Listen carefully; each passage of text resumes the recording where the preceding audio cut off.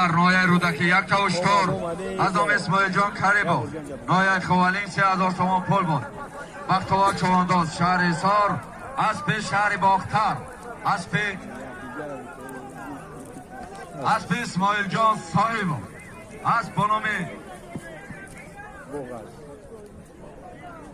بریلیانت تبریک اسماعیل جان صاحب شهر باختر.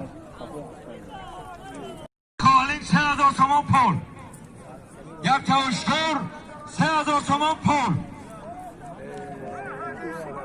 روزی ها روزی بویا روزی بای نازدیک شدی ها. خورشید قاتیش قافیدگی ها یک بار دیگه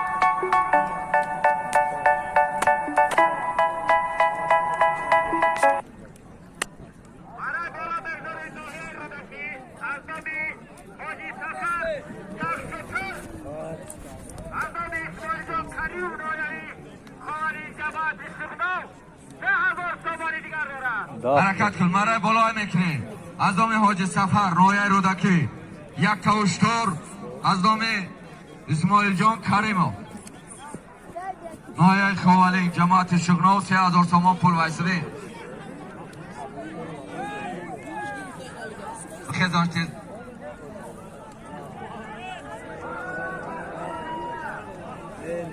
بختوار نازدیک شدیم. بختوار زر بختوار کنده پرتا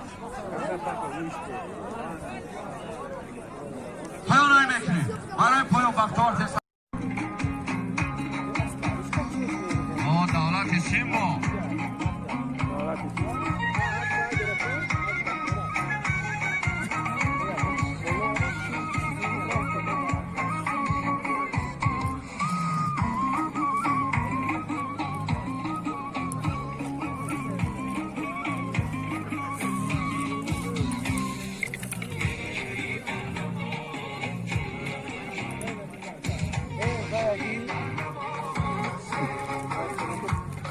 دولت سیمبو